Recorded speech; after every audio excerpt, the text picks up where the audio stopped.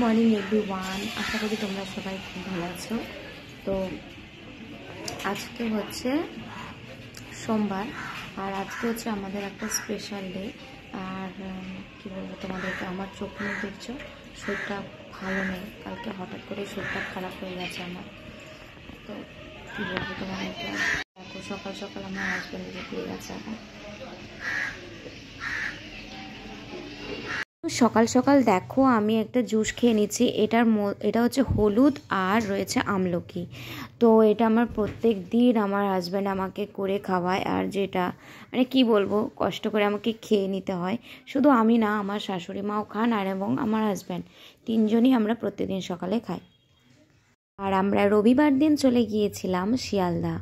আর আমি তোমাদের আগেই বলেছিলাম যে আমরা একটু রবিবার একটু ঘুরতে চলে যাই মৈনাকের জন্য।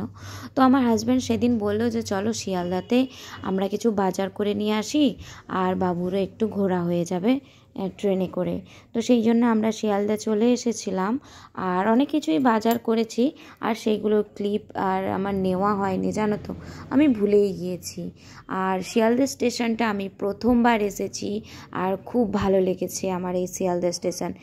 সমস্ত কিছুটাই শপিং মল, খাবার দাবার সমস্ত কিছুটাই এই ভিতরে রয়েছে।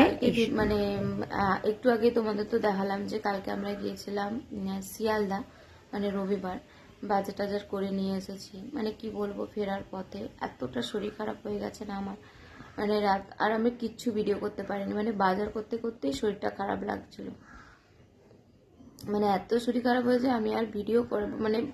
আর শিয়ালদা এইসব জায়গায় আমার হাজব্যান্ড বলছিল বলে যে চোর চক্করে খুব এলাকা, ভিডিও করতে করতে বাই চান্স তোমার কেউ মোবাইলটা ছাড়িয়ে না নিয়ে চলে যায়। আর এতটা ভিড় হয় না বাজার হাটগুলোতে, মানে সত্যিই ভয় লাগে।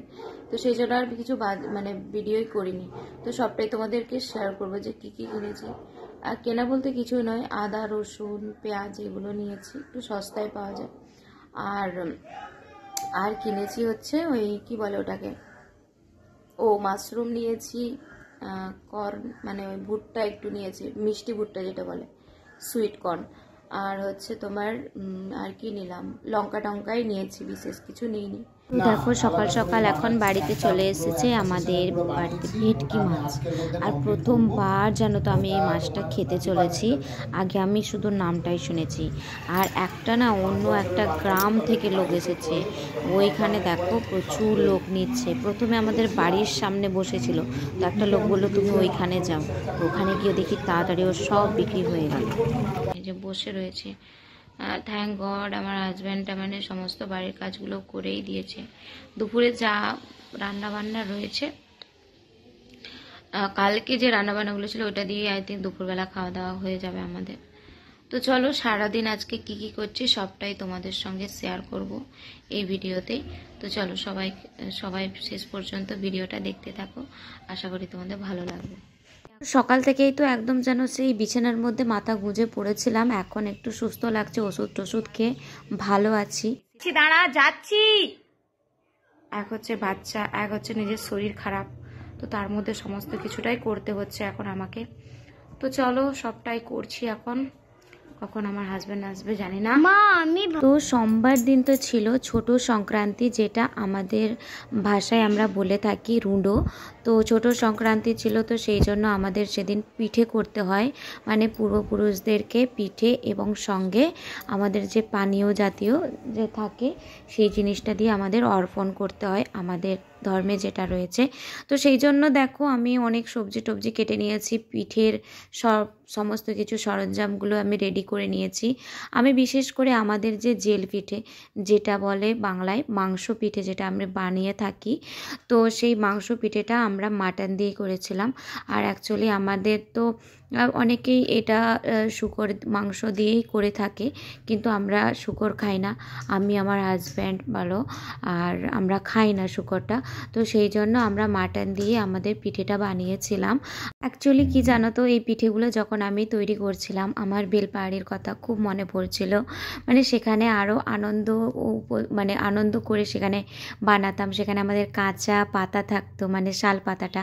আর এখানে জানো তো সেই কাঁচা শাল পাতা তো পাবো না কলকাতাতে, মানে মানে সত্যি কথা বলতে গ্রামের পরিবেশটার মধ্যে পিঠে মানে দূর দূরান্ত মানে আমাদের আশেপাশের বাড়ি থেকে প্রত্যেকটা বাড়ি থেকেই মানে শালপাতার সেই সুগন্ধি পোড়া পোড়া সুগন্ধি ভাবটা না ভেসে আসতো। আর গোটা পাড়া যেন তো ম ম করতো সেই গন্ধে, শালপাতা আর ওই পিঠের মানে একসঙ্গে মিশে গিয়ে মানে এত সুন্দর একটা ফ্লেভার গন্ধ হয় শালপাতার, সেটা আমি এখানে প্রচণ্ডভাবে মিস করছিলাম। শুধু আমার হেসেল থেকেই এই গন্ধটা বেরোচ্ছিল, মানে কি বলবো তোমাদেরকে, সেটা খুব মিস করছিলাম এখানে। তো আমার হাজব্যান্ড তো আসতে দেরিও করছিল, আর আমার খুব চিন্তা হচ্ছিল কখন আসবে। তারপরে নিজেই একা হাতে লেগে পড়লাম আমি পিঠে বানাতে। আর সত্যি কথা বলতে আমার মানে রান্না করতে আমি একটু বেশি ভালোবাসি। আর মায়ের সঙ্গে কথা বলে নিয়েছিলাম, মাও সেখানে পিঠে বানাচ্ছিল, আমিও এখানে পিঠে বানাচ্ছিলাম। তো জিনিসটা খুব ভালোই লাগছে যে না সবার মানে গ্রামে আজকের দিনে সবার বাড়িতে মানে আমাদের সাঁওতাল পরিবারে সবাই বাড়িতে রুঁড়ো বানাচ্ছে, সবাই বাড়িতে পিঠে বানাচ্ছে। এটা কিন্তু বেশ দারুণ লাগে। এটা গ্রামের মধ্যে থাকলে বেশি ফিল করা যায়, যেটা কলকাতা শহরে একদম আমি ফিল করতে পারছি না।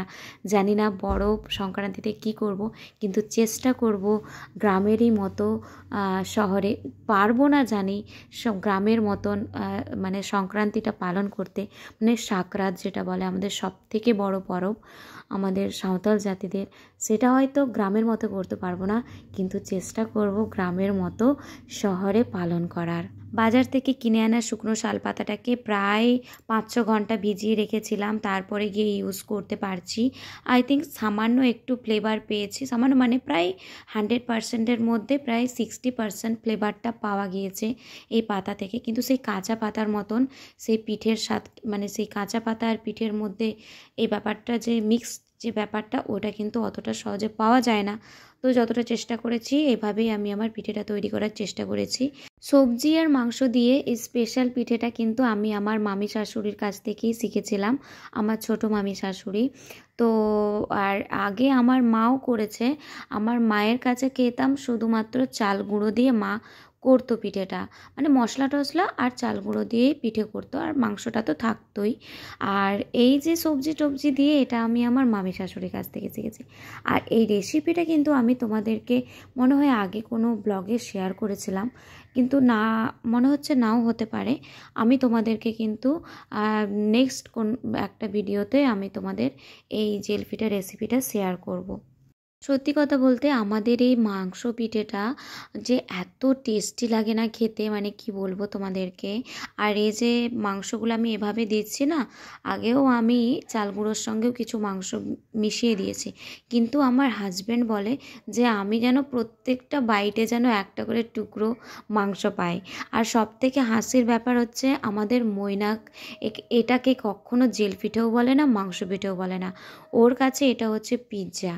সত্যি কথা বলতে ও এত ভালোবাসে এই পিঠেটা খেতে, কিন্তু চাল গুঁড়ো যেহেতু থাকে তো সেই জন্য অতটা ওকে খেতে দেওয়া হয় না। তো মানে এই যে দেখতেই পাচ্ছ আমি এভাবেই মাংস পিঠেটাকে তৈরি করি। এবার অনেকে কি করে মাংসটাকে এভাবে না করে চাল গুঁড়োর সঙ্গে মিশিয়ে এমনি পিঠে বানিয়ে দেয়। তো যাই হোক এইভাবেই কিন্তু আমাদের এই স্পেশাল রুডোর জন্য মাংস পিঠে তৈরি হচ্ছে। তো এই যে দেখতে পাচ্ছ উনুনে কিন্তু চেপে গেছে, আর এভাবে এপিট ওপিট করে আমি পিঠেটা তৈরি করে নিয়েছিলাম। তো দেখতে পাচ্ছ কতটা সুন্দর দেখাচ্ছে আমাদের এই জেল পিঠেটা। অবশ্যই আমি তোমাদেরকে এই রেসিপিটা শেয়ার করব, আর তোমরা এই শীতকালে এই পিঠে তৈরি করে খেও, যেটা খেতে কিন্তু দারুণ লাগে। টেস্টি টেস্টি খাবার খাও, আমাকেই দিতে হবে প্রথমে। খাও, তুমি বানিয়েছো কষ্ট করে জেলটা খাও। 8 বছর ধরে আমাদের সম্পর্কটা এভাবেই চলে আসে। আমি নিজের হাতে রান্না করি বা নাই বা করি, ও প্রথম মানে নিজের পাতের খাবারটা ও আমাকে আগে খাইয়ে দেয়। ব্যাপারটা মাঝে মাঝে আমার এত মনে হয় যে আধিক্যতাটা করছে, তাই না? কিন্তু কখনো কখনো আমার খুব ভালো লাগে। তো চলো যাই হোক, আজকের ভিডিওটা আমার এ পর্যন্ত। দেখা হচ্ছে আমার নেক্সট ভিডিওতে। সবাই সুস্থ থেকো, ভালো থেকো, সবাইকে এখন জানাই টাটা।